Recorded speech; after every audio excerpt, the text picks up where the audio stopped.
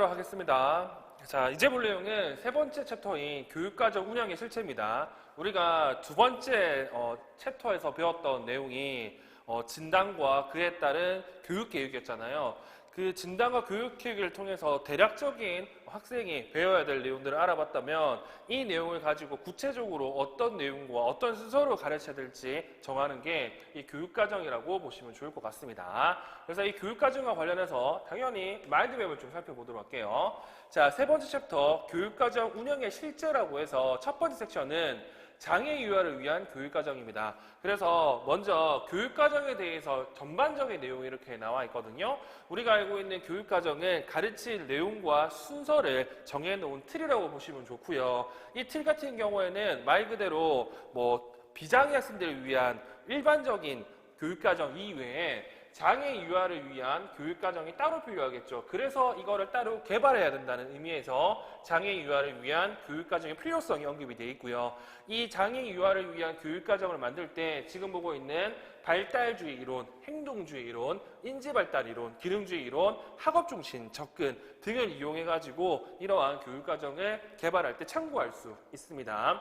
그러면 이러한 교육과정은요, 지금 보는 것처럼 장애 유아를 위한 교육과정 부서과 관련해가지고 국가 수준의 교육과정과 상업용 교육과정을 참고해서 개발 또는 선정을 할 수가 있고요. 그리고 이걸 통해서 장애 유아에게 가르칠 교육과정 내용을 찾아볼 수도 있습니다. 그리고 이러한 내용 가지고 우리는 교육과정 운영을 할 수가 있는데 운영을 할 때에는 발달에 적합한 실제 DAP 그리고 장애 유아와 발달에 적합한 실제 그리고 교육과정 운영의 반복론적 실제들을 교육과정 운영에서 살펴볼 텐데 여기서 중요한 건 교육과정 운영의 반복론적 실체가 뒤에 나와 있는 세 번째 섹션인 장애 유아를 위한 교수 방법이라고 생각하시면 될 것 같습니다.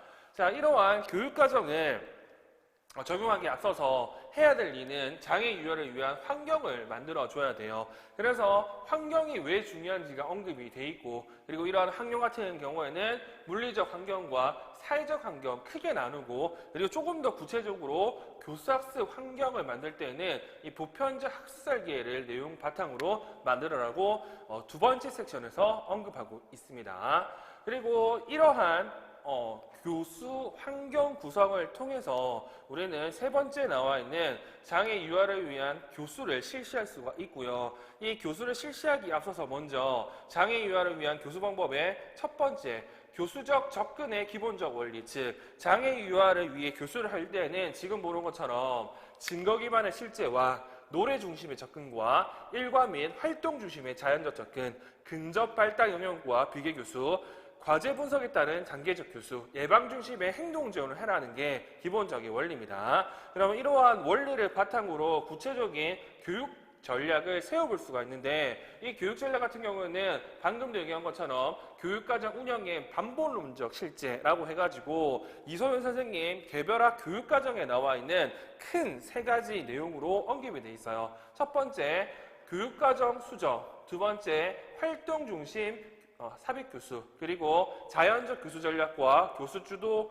교수 전략, 그리고 또래 중재 교수 전략. 이거 같은 경우는 직접 교수로 이렇게 얘기할 수 있거든요. 그래서 이 세 가지 방법으로 장애 유아를 지도할 수 있다는 내용이 지금 세 번째 섹션 장애 유아를 위한 교수 방법에 언급이 되어 있습니다. 그리고 장애 유아 특성에 따른 교수 방법이라고 해서 구체적인 우리가 봤던 5가지 또는 6가지의 영역별로 나오는 내용들이 나오는데 이 중에서 특수교육학 내용은 제외하고 유아 특수교육학 내용으로 의사소통 영역과 정행동 영역과 관련된 내용을 제가 이렇게 따로 표기해 두었습니다.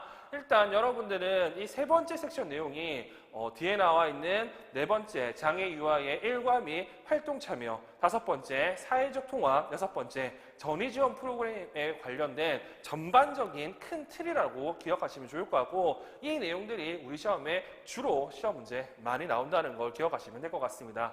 그러면 구체적으로 교재를 보면서 조금 더 얘기해 보도록 할게요. 첫 번째 섹션 장애 유아를 위한 교육과정. 자, 일단 장애 유아를 위한 교육과정을 보기 앞서서 일반적인 교육과정을 좀 살펴보도록 하겠습니다. 이 교육과정 같은 경우에는 책마다 정의가 다 다르고 학자마다 다 달라요. 근데 눈에 띄는 내용이 뭐가 있냐면 가르쳐야 하는 내용과 순서에 대한 것을 정리한 틀이 교육과정이라고 볼 수 있습니다. 이런 교육과정 같은 경우는 당연히 비장애 유아들, 비장애 학생들 대상으로 일단 교육과정이 만들어지는데 따라서 장애 유아를 위한 교육과정을 따로 만들 필요가 있겠죠. 왜냐?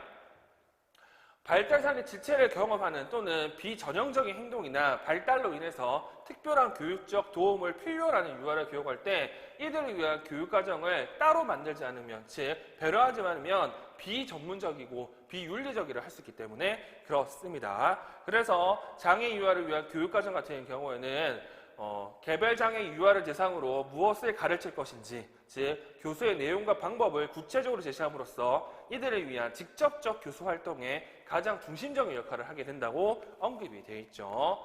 자, 그러면 이러한 교육과정을 개발, 선정할 때 이것들과 관련된 이론적 접근들이 있습니다. 그 이론적 접근들이 지금 보고 있는 이 내용들이죠. 자, 이 내용들 같은 경우에는 예전 이손 선생님 1판부터 이 내용들이 나와 있었고, 따라서 얘도 같은 경우에도 시험 문제 종종 언급됐던 내용 중에 하나입니다. 그래서 우리가 볼 건 뭐냐면 지금 보고 있는 이 이손 선생님 책 유아 특수교육에 나와 있는 내용을 좀 바탕으로 먼저 살펴보도록 할게요.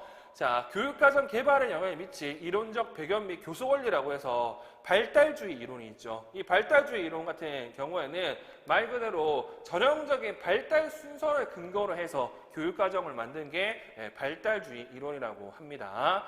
그에 반해서 행동주의 이론 같은 경우에는 환경 내 사건을 통잡으로써 행동을 변화시킬 수 있다고 생각해서 그와 관련된 내용으로 교육과정을 만든 게 행동주의 이론이고요. 알다시피 행동주의 같은 경우는 ABA, 응용행동 분석 또는 PBS, 긍정적 행동지원 등을 이제 포함하는 게 행동주의 이론이죠. 그리고 세 번째, 인지발달 이론 같은 경우에는 직접적인 경험과 활동을 통해서 사고기술을 발달시킨다. 즉, 인지 발달하는 내용이 우리가 알고 있는 인지 발달 이론입니다. 그리고 기능주의 이론 같은 경우에는 유아의 개별적인 환경이 발달에 영향을 미친다고 하고요. 즉, 기능주의이기 때문에 기능적 기술 위주로 가르치는 게 기능주의 이론입니다.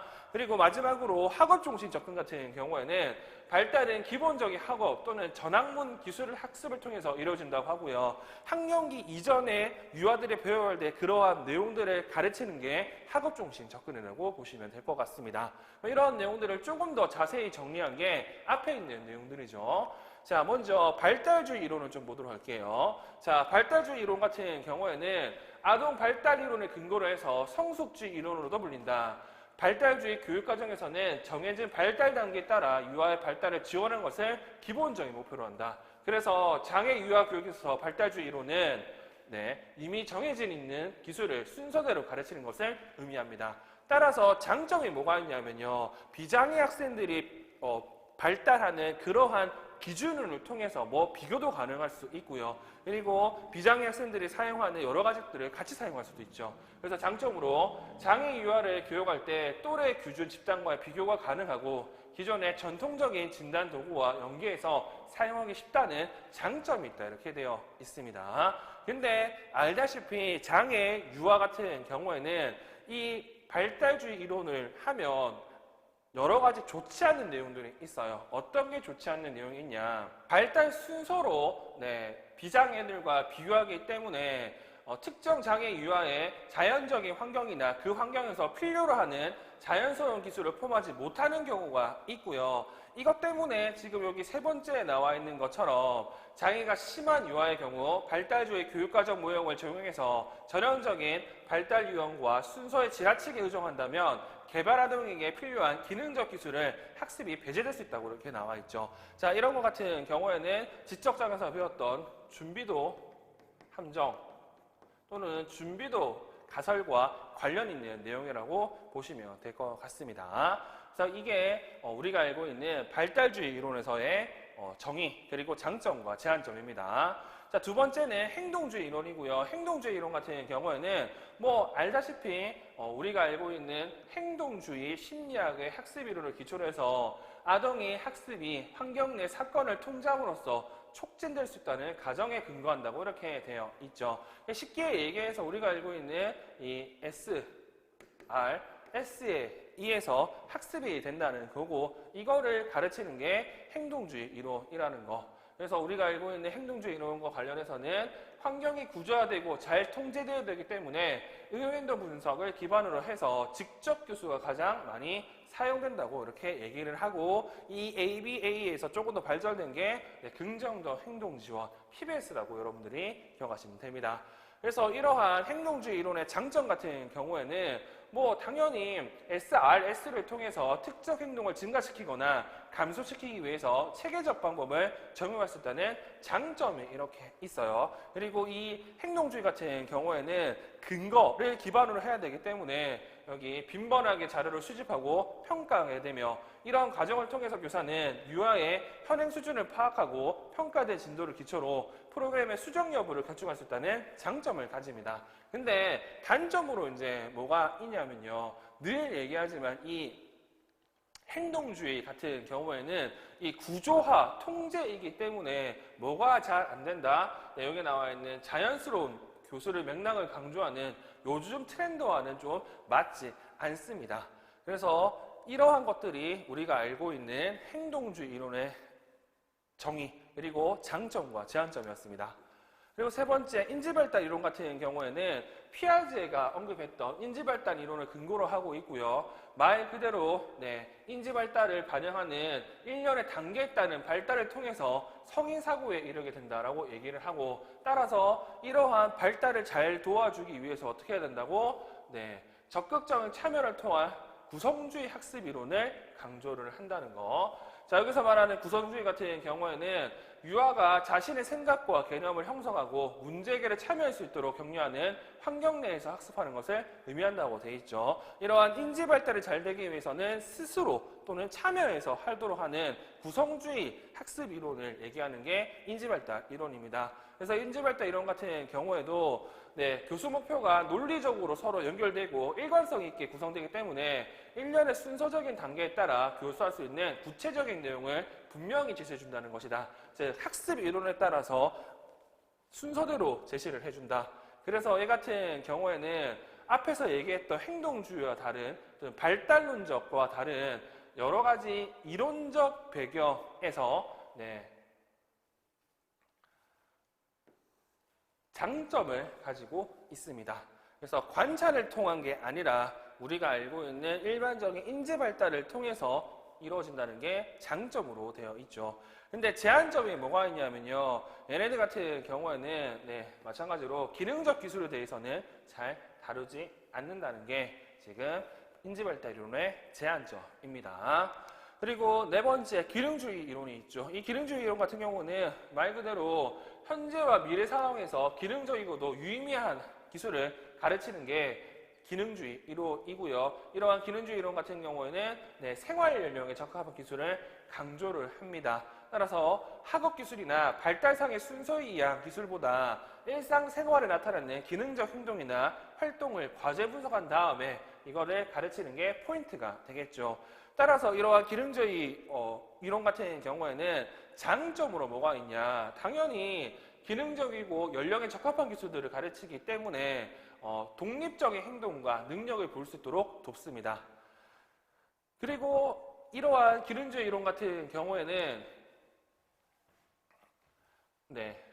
유아의 개별적인 강약점을 근거로 하기 때문에 교육의 개별화를 촉진할 수 있다는 게 큰 장점이에요.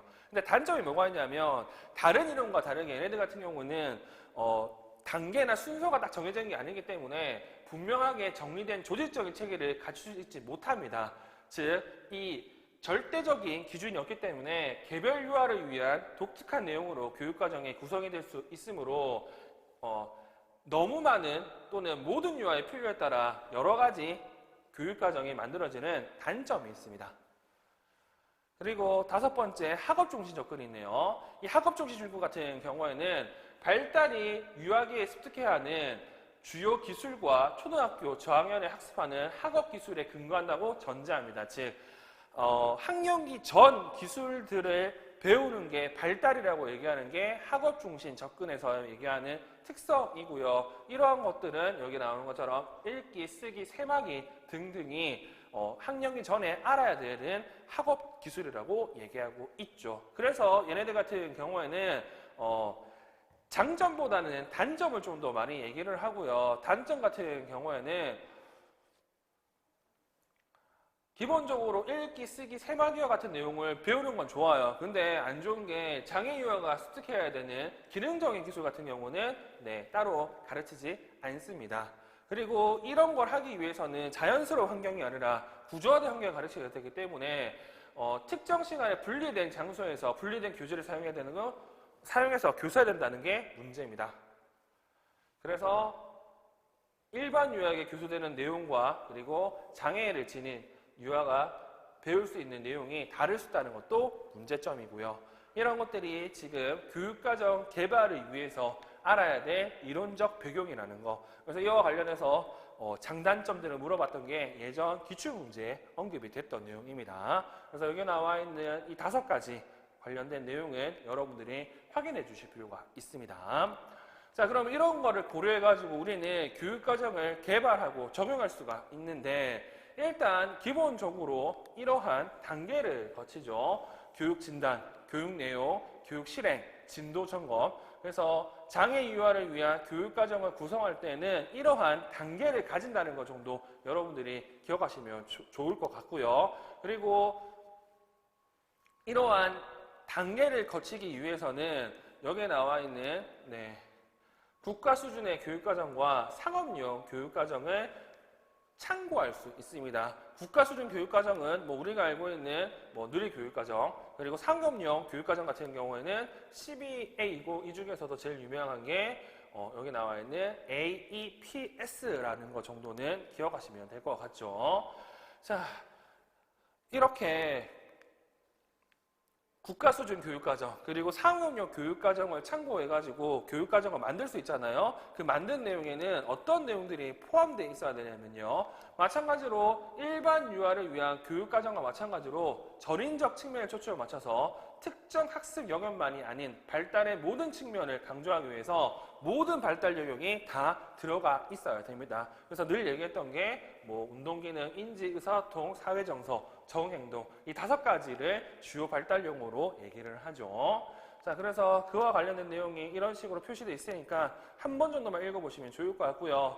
그리고 지금 이렇게 교육과정과 관련된 내용을 선정을 한다고 하면 선정된 내용을 가지고 운영을 해야 되잖아요. 이 운영하는 게 여기 나오는 것처럼 발달을 촉진시키기 위한 구체적인 교육활동을 계획하고 진행하는 것을 의미한다고 이렇게 되어 있습니다. 그리고 장애 유아를 위한 교육과정은 꼭 장애 유아 내용만 포함하는 게 아니라 일반 유아 교육과정을 기반으로 해야 됩니다. 그래서 장애를 지닌 유아는 자기가 없는 유아에게 제공되는 어떤 교육활동에서도 배제되지 않아야 한다라고 언급이 되어 있죠. 그래서 이와 관련된 교육과정 운영과 관련해서는 3가지 내용이 나오는데 첫 번째, 발달에 적합한 실제라고 해서 DAP가 이렇게 나와 있죠. 그러니까 쉽게 얘기해서 전미유아교육협회에서 제시한 지침이라고 이제 여러분들이 기억하시면 되는데 이 지침 내용에는 뭐가 있냐면 연령에 적합해야 되고요. 개별적으로 적합해야 되고 사회문화적으로 적합해야 된다고 이렇게 언급이 되어 있습니다. 그래서 이러한 DAP 내용을 근거로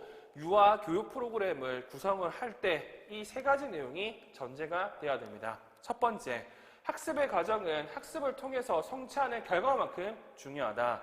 두 번째, 유아는 놀이를 통해서 학습하고 자신의 상과 관련된 구체적인 직접 활동을 통해서 학습한다. 세 번째, 다양한 유아가 포함된 이질적인 집단을 구성하는 적절한 교육 경험을 통해서 다양한 능력과 문화적 배경과 관심을 지닌 유아의 개별적인 필요를 충족시킨다. 그러니까 쉽게 얘기해서 과정은 결과만큼 중요하고요. 그리고 구체적인 활동을 통해서 학습이 이루어져야 되고요. 그리고 개별적 필요를 충족시켜야 된다는 게 이 DAP를 근거로 구성한 유아교육 프로그램의 3가지 전제입니다.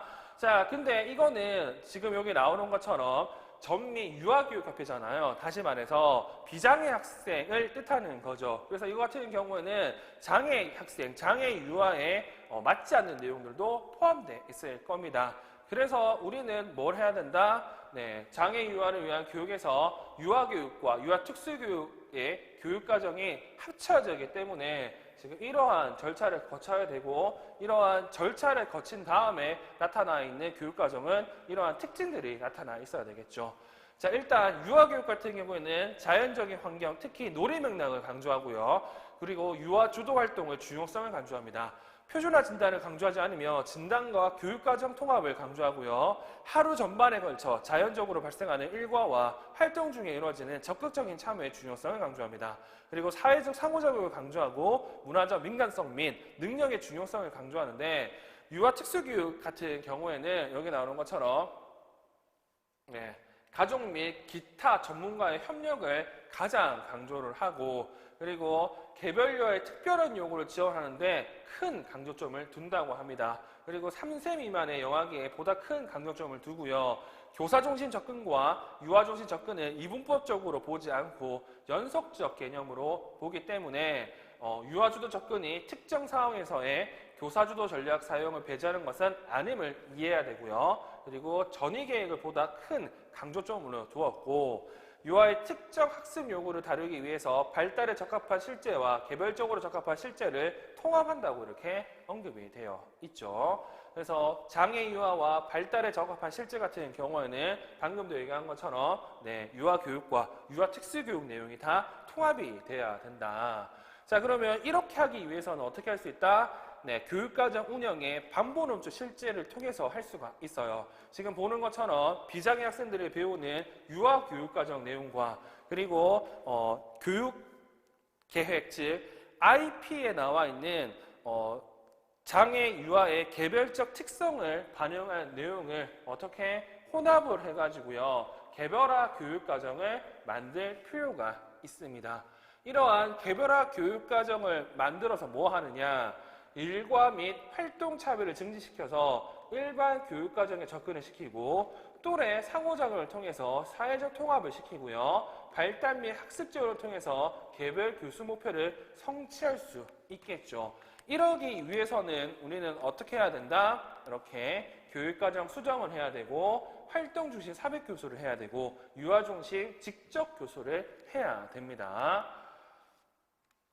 자, 그러면 구체적으로 이런 내용들은 우리가 뒤쪽 내용에서 좀 보도록 할 거고요. 일단 여러분들이 기억할 건 개별화 교육과정을 제대로 실천하기 위해서는 교육과정 수정, 활동 중심 삽입교수, 유아 중심 직접 교수를 해야 된다는 거. 그리고 이러한 세 가지 접근을 하기 위해서는 이 두 가지 지침을 고려해야 되는데 세 가지 교수 접근은 순차적으로 적용되는 위계적 관계는 아니지만 필요에 따라 최소한의 개입적인 전략 순서로 적용된다.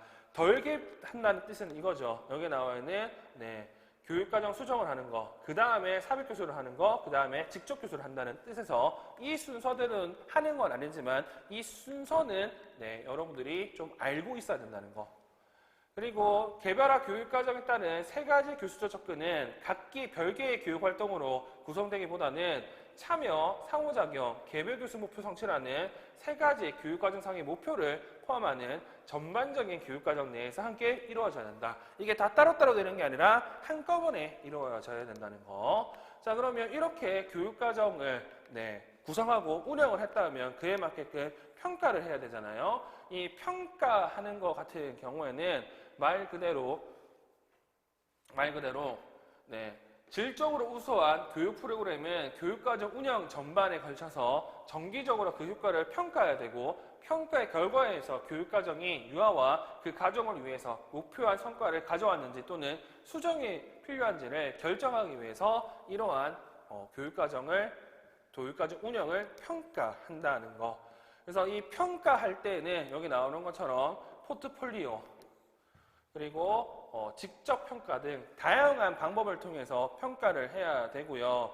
또 평가할 때 유아가 장애가 없는 유아와 함께 통합되는 경우에는 대상 유아의 또래가 되는 일반 유아 및 그 부모와도 소통해야 되며 대상 유아가 참여하는 모든 프로그램의 전문가와도 정기적인 대화를 나눔으로써 유아가 자신이 속해 있는 환경에서 얼마나 잘 수행하고 있는지에 대한 정보를 수집하는 것이 좋다라고 이렇게 되어 있죠. 그리고 이러한 평가하기 위해서는 이러한 진행 점검표를 사용할 수 있다고 하니까 한 번 정도만 좀 읽어보시고요. 아까도 얘기한 것처럼 이 세 가지를 목표로 하고 우리는 이 세 가지 구체적인 교수 방법을 적용한다고 여러분들이 알고 있으면 될 것 같습니다. 자, 그리고 두 번째 섹션은 이러한 교육과정을 적용하기 위해서는 환경 구성을 잘 해야 돼요. 그럼 환경 구성을 왜 잘해야 되느냐? 그게 두 번째 섹션 장애 이완을 위한 환경 구성에 언급이 되어 있죠. 자, 무슨 말이냐? 효과적인 교수 프로그램이 잘 전달되고 구현할 수 있도록 이러한 환경 구성, 즉 환경 설계를 이렇게 해야 됩니다. 자, 환경 설계하는 방법은 크게 물리적 환경, 그리고 두 번째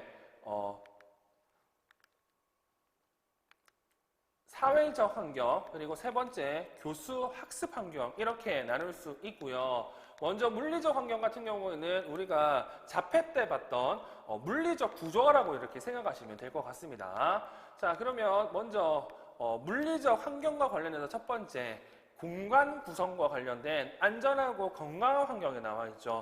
자, 첫 번째 안전사고 예방, 개별 유아의 특성을 고려하고 질서 있고 정돈된 환경을 만들고 청결한 환경, 그리고 개인위생을 지키는 환경이 안전하고 건강한 환경과 관련된 내용입니다. 당연히 이렇게 해야 되겠죠. 특히 요즘에 눈여겨봐야 될 건 안전사고 예방과 개별 유아의 특성을 고려한 환경 구성을 해야 된다는 내용을 여러분들이 기억하시면 좋을 것 같고요. 이걸 하기 위해서 지금 보는 안전한 환경을 위한 점검 목록이 있으니까 이 내용도 여러분들이 한 번 정도만 읽어보시면 됩니다. 그리고 접근 가능한 환경이라고 해가지고요. 다시 말해서 환경상의 특성으로 인해서 장애 유아의 활동 참여나 탐구 활동이 돼안되지 않는 등 부정적 영향을 받아서는 안 된다는 뜻입니다. 그러니까 쉽게 얘기해서 너무 비장애 아동 위주로 환경이 만들어지면 안 되고 장애 유아도 활동 참여와 탐구 활동을 할 수 있도록 만들어줘야 된다는 게 이 접근 가능한 환경이고요. 이 접근 가능한 환경에는 다음에 두 가지 환경, 즉 실내 환경과 실외 환경으로 나눠서 설명할 수 있습니다. 실내 환경 같은 경우에는 유아가 환경 내에서 자유롭게 돌아다니고 교실 내 모든 공간에 접근할 수 있어야 되는데 중요한 건 불필요하게 많은 수정을 하지 않도록 해야 됩니다. 왜냐? 우리가 알고 있는 보편적 설계에 나와 있는 공평한 사용처럼 누구나 사용할 수 있게끔 만들어주는 게 중요하다. 그리고 실외 환경 같은 경우에는 설계로부터 모든 유아의 접근 가능성을 고려해서 구성하거나 이미 구성된 환경의 경우 장애 유아의 필요에 따라 수정할 수 있게끔 만들어줘야 되고요. 특히 지체장애 애들 같은 경우에는 이러한 실외 놀이 시간을 참여하는 게 어렵기 때문에 이 부분을 조금 더 잘 생각해 줘야 된다는 거. 이와 관련된 내용이 우리 시험 문제에 나온 적이 있겠죠. 보편적 학습 설계 또는 보편적 설계와 관련된 내용으로요. 자, 그리고 두 번째는 활동 시간의 구성인데 정말 재밌는 건 지금 유특 같은 경우에는 이렇게 환경의 구성에 첫 번째 물리적 환경이 나와 있고 그리고 이렇게 공간 구성과 관련된 내용이 나오고 활동 시간표 구성이 나오는데 이 활동 시간표 구성 같은 경우는 알다시피 시간의 구조잖아요. 그래서 유특 같은 경우에는 물리적 구조와 하위 유형으로 이 시간의 구조와도 언급하고 있습니다. 자, 활동 시간표 구성이란 활동의 순서와 각 활동에 배정된 시간을 의미하는데 자, 유아교육 기관의 시간적 환경이라고 할 수가 있다고 합니다. 그래서 이러한 활동 시간표 구성을 할 때에도 어떻게 해야 된다? 네, 여기 나오는 것처럼 일반적인 지침을 따라줘야 되고요. 어떤 지침이 있냐?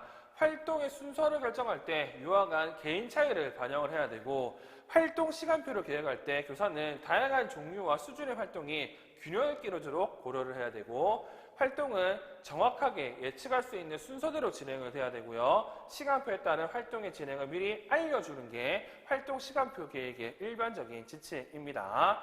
그리고 두 번째, 활동 시간표 계획과 관련해 가지고는 이거 어떻게 해야 된다? 네, 케이스 바이 케이스로 다 다르게 해주는 게 좋다라고 이렇게 설명이 되어 있어요. 근데 여기서 눈에 띄는 게 뭐냐면 장애 유아를 가르치는 교사는 활동을 준비하고 계획하기 위한 자신의 시간을 별도로 설정하고 사용해야 되며 교사 외 또한 매우 중요한 일정으로 계획돼야 된다. 그래서 활동 시간표 같은 경우에는 프로그램과 교사 그리고 유아의 수, 장애 정도에 따라서 케이스 바이 케이스로 달라지는데 이때 장애 유아를 가르치는 교사는 이런 것들도 고려를 해야 됩니다. 그리고 활동 간 이동을 할 때, 즉 전일이 할 때 같은 경우 알다시피 장애 유아 같은 경우는 정의가 힘들잖아요. 이런 것도 잘 고려를 해줘야 됩니다. 그래서 질적으로 우수한 유아교육 프로그램이 지닌 특성 중 하나는 하나의 활동에서 다른 활동으로 이동하는 시간에 교사와 유아들이 매우 분주하게 움직이면서도 편안하게 상호작용한다는 점이다. 자, 그래서 이러한 전이를 할 때 사용되는 전략들이 있습니다. 어떤 전략이 있냐? 자, 교사 유아 간 비율이라고 해가지고요. 말 그대로 이동을 할 때에는 교사 유아 간 비율이 조금 낮는 게 훨씬 더 유리하겠죠. 그래서 성의 인력이 충분한 프로그램에서는 이동 시간에 누가 어느 영역에서 어떤 역할을 맡을 것인지를 결정하는 등 상세한 계획을 세워야 되고요. 특히 장애 유아 같은 경우에는 이동 시간에 개별적으로 서로 다른 보조나 지원을 필요하기 때문에 적절한 성인이나 또래의 도움이 제공될 수 있도록 보조교사 등의 충분한 인력을 준비해서 이동 시간을 미리 계획해 줘야 됩니다. 그리고 두 번째, 구체적인 이동 전략이 있어야 됩니다. 이게 무슨 말이냐, 어디서 어디로 갈 것인지, 그리고 이동할 때는 어떻게 해야 되는지, 이런 것들을 규칙적인 활동으로 만들어가지고 활용할 수 있도록 해줘야 된다는 거. 그리고 세 번째, 이동 시간을 교수 활동 시간으로 진행한다고 나와 있죠. 쉽게 얘기해서 이동을 그냥 이동으로 사용하는 게 아니라 가르치는 시간으로 활용할 수 있다는 겁니다. 자, 장애 유아를 위한 교육 프로그램에서 이동 시간은 유아의 학습을 촉진하는 교수 활동으로 진행할 수 있다고 이렇게 나와 있죠. 그래서 어떤 것들을 이제 가르칠 수가 있냐면 지금 보고 있는 이런 것들을 가르칠 수 있다고 합니다. 그래서 여기 나와 있는 활동 간 이동 관련돼서는 지금 교사 유아 간 비율, 구체적인 이동 전략, 이동 시간을 교수 활동으로 진행과 관련된 구체적 내용들을 여러분들이 확인하시면 될 것 같아요.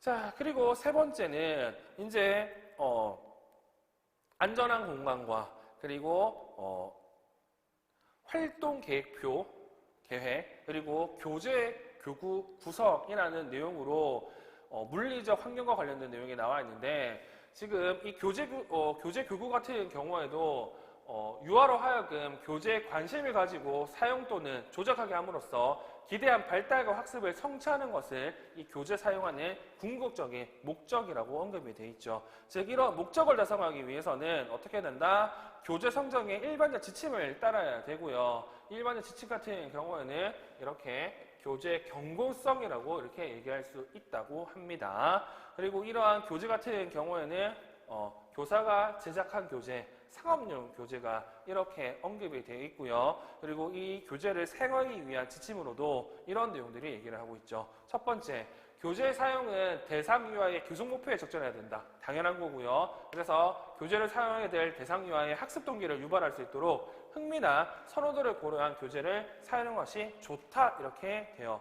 있죠. 그리고 이 교재 같은 경우에도 당연히 시간과도 맞아야 됩니다. 이 시간이 많이 할당되어 있으면 적절한 교재를 사용하고 그렇지 않으면 교재를 사용하지 않는 게 훨씬 더 나은 거죠. 그리고 교재 사용은 교육기관의 전체적인 일관 및 물리적 환경에 적합해야 된다는 게 교재 사용을 위한 일반적 지침입니다. 자, 그리고 두 번째, 물리적 환경 다음에 나오는 게 사회적 환경이죠. 이 사회적 환경 같은 경우에는 다른 사람과의 관계나 상호작용을 통해서 조성되는 것이고요. 얘가 왜 중요하냐면 우리가 늘 얘기하는 집단 내 소속감 그리고 사회 정상적인 삶을 향하기 위해서 이러한 사회적 구성을 해줘야 된다는 거. 자, 그러면 이러한 사회적 환경을 구성하기 위해서는 뭐가 필요하다? 이러한 장애 이해 교육이 필요하다고 나와 있죠. 이 장애 이해 교육 같은 경우에는 재밌게도 유아 특수교육에서도 나오지만 교재 논술 초등과 그리고 유아 특수에서 함께 나오는 단골 메뉴라는 것 정도도 여러분들이 알고 있으면 될 것 같아요. 자, 장애 유아가 또래로부터 수용되고 함께 놀이하고 상호작용을 할 수 있도록 기반을 마련해 주는 것에 사회적 환경 조성을 위한 가장 중요한 내용은 장애이해 교육입니다. 이 장애이해 교육 같은 경우에도 이렇게 자연스럽게 포함시키기 위해서 유아 교육기관의 교육과정 운영 차원과 그리고 학급 교육활동 운영 차원 두 가지에서 얘기할 수 있다고 언급이 되어 있죠. 자, 유아 교육기관의 교육과정 운영 차원에서는 교육과정 전반에 걸쳐 장애에 대한 수용과 상호작용을 증진시키는 데 도움이 되는 특정 프로그램 또는 활동을 다양하게 포함시켜서 사전에 계획할 수 있고요. 학급 교육활동 운영 차원 같은 경우에는 교사가 다양한 활동을 추가하는 등 교사 재량으로 이렇게 수업을 할 수 있다는 거. 자, 장애유아에 대한 또래 수용도는 학급 환경을 적절하게 구성하는 것만으로도 증진될 수가 있기 때문에 이런 것들을 교사가 해줘야 됩니다. 유아 교육기관의 교육과정 운영 차원, 학급의 교육활동 운영 차원과 관련된 구체적인 장애 이해 교육 및 실행을 위한 주요 원칙이 강론 내용 더보기에 나와 있죠. 이 강론 내용 더보기 내용에 보시면 먼저 교사는 아이들의 모델이라고 나와 있고요. 다시 말해서 교사의 행동을 통해서 배운다는 뜻입니다. 그리고 다양성의 존중은 말 그대로 장애가 다양성의 한 측면임을 얘기를 해야 되고 다름의 차원에서 봐야 된다는 거. 그리고 분리는 차별의 시작이라고 해서 우리가 알고 있는 하루 일과를 같이 보내면서 이러한 유대감을 형성시켜야 되고 장애 유아가 분리된 공간에서 별도로 지내는 모습으로 인해서 사회 구성원으로 수용되는데 방해되지 않도록 해야 됩니다. 그리고 긍정적인 이미지를 부여를 해야 되고요. 이 말이 뭐냐면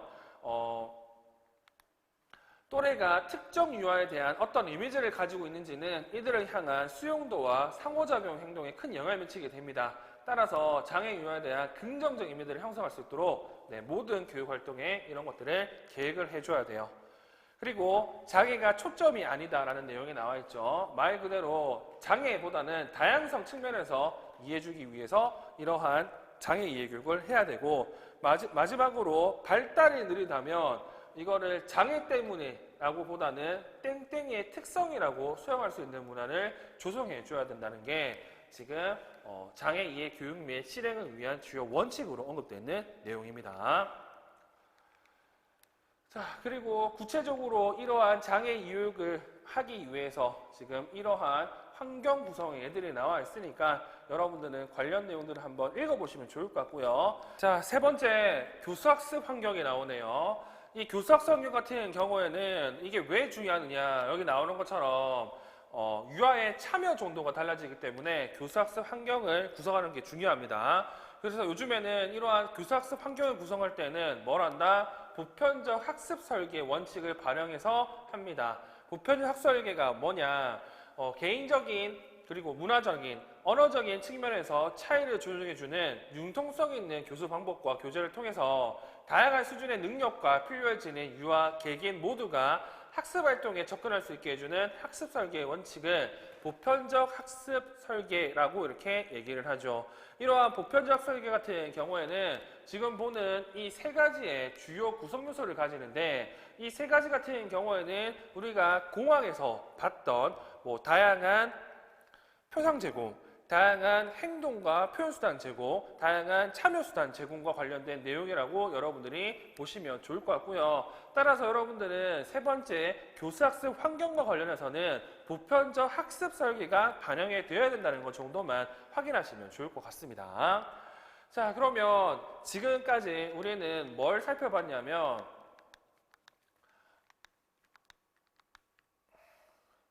환경 구성과 관련된 구체적 내용들을 살펴봤죠. 그러면 이러한 환경 구성을 할 때는 우리가 알고 있는 구체적인 영역별로 또 구성을 할 수 있잖아요. 그 영역별로 구성하는 방법이 세 번째 활동 영역 구성입니다. 자, 이 활동 영역을 구성할 때 일단 먼저 알아야 될 건 활동 영역이 뭔지를 알아야 되고 그리고 활동 영역과 관련된 일반적 지침을 살펴봐야 되겠죠. 활동 영역이 뭐냐? 유아와 성인을 위해서 여러 가지 다른 유형의 활동을 할 수 있도록 고안된 교실 내의 공간을 활동 영역이라고 하고요.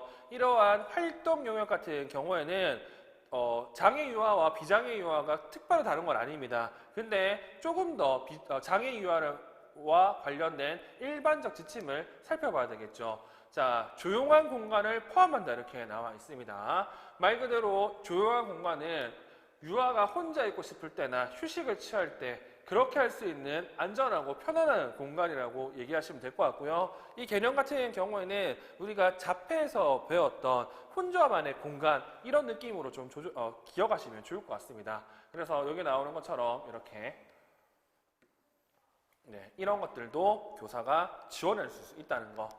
그리고 두 번째, 너무 큰 열린 공간을 피한다 이렇게 되어 있죠. 자, 너무 큰 공간 같은 경우에는 이렇게 산만해지고요. 그리고 어쩔 줄 몰라서 당황하는 경우가 많기 때문에 적절한 크기 또는 유아에 따라서 작은 닫힌 공간을 마련해 줄 필요가 있습니다. 자, 그리고 소음을 고려한다. 뭐 알다시피 자폐들 같은 경우에는 이 소음에 엄청 민감할 수가 있잖아요. 그래서 이렇게 심한 경우에는 행동 문제나 공격성이 증가할 수 있기 때문에 이런 것들을 지금 주저할 줄 필요가 있습니다. 뭐 카펫이라든지 천을 이용해 가지고요. 이러한 소음을 줄여줄 수 있다는 거. 다음, 영역 내에 이루어지는 모든 활동은 모든 유아에게 접근 가능해야 된다. 그러니까 쉽게 얘기해서 다른 애들이 다 앉아 있는데 본인이 서 있으면 안 되고 다른 애들 다 서 있는데 본인은 누워 있으면 안 되잖아요. 그런 것들을 하기 위해서 지금 보고 있는 것처럼 이러한 보조 교구나 또는 보조 도구들을 이용해서 수정 또는 보완을 해줄 필요가 있다는 거. 다음, 사진, 라벨, 교재, 놀잇감 등을 포함한 모든 자료의 시각적 제시는 단순하고 매력적이어야 된다. 다시 말해서 이 교재 교구 같은 경우는 아동의 참여를 높이기 위해서 한다고 했잖아요. 그래서 이런 것들을 어떻게 주시하고 선택할 수 있기 때문에 이러한 것들을 해줘야 됩니다. 그리고 방금도 얘기한 것처럼 자폐들 같은 경우에는 산만한 거 별로 안 좋아하고요. 따라서 이러한 산만하면 방금 얘기한 것처럼 참여를 방해할 수 있기 때문에 이러한 정리가 잘 되어 있어야 된다. 그리고 치료나 특별한 중재를 위한 영역을 별도로 구성하지 않는다고 돼 있죠. 예전에는 구조화된 환경에서 많이 했지만 요즘에는 활동 중 삽입하는 형태, 즉 활동 중심 삽입 교수로 가르치는 경우가 많기 때문에 이러한 내용을 많이 얘기를 합니다. 아니면 뭐 요즘 같은 경우에는 통합된 치료 개념으로도 많이 사용하잖아요. 자, 그리고 활동 영역을 구성할 때에는 유아가 도착했을 때 맞이하는 공간이나 개인 소지품을 보관하는 공간 또는 교사의 사적인 공간 등 기타 필요한 공간을 마련한다 이렇게 되어 있습니다. 즉, 활동 영역을 구성할 때는 이러한 공간들을 고려를 해줘야 됩니다. 그래야 뭐 아까 얘기했던 참여도 높일 수 있고요. 때에 따라서는 스트레스 같은 경우도 감소시킬 수 있을 겁니다. 그래서 이런 내용들이 지금 활동 영역 구성을 위한 일반적인 지침으로 이렇게 설명이 되어 있어요. 그래서 이런 것 같은 경우는 큰 지침 내용 정도만 여러분들이 눈여겨보시면 좋을 것 같고요. 그리고 두 번째 내용 같은 경우는 장애 유아를 위한 활동 영역 구성이라서 좀 더 구체적으로 앞에서 얘기했던 환경 구성과 관련된 구체적 내용들이 언급이 되어 있습니다.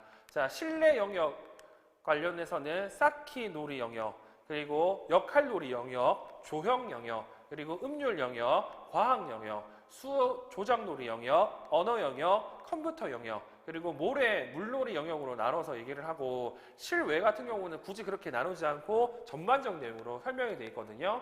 일단 먼저 볼 거는 쌓기 놀이 영역과 관련된 내용을 좀 보도록 할게요. 쌓기 같은 경우에는 많은 유아들에게 인기 있는 영역이고요. 장애 유아들 같은 경우에도 엄청 재밌게 참여한다고 합니다. 그래서 이거 같은 경우에는 소음이 발생하기 때문에 바닥에 카펫을 깔아 소음을 줄이고 언어 영역과 같이 주요 영역으로부터 가능한 멀리 배치하는 것이 좋다라고 이렇게 되어 있습니다.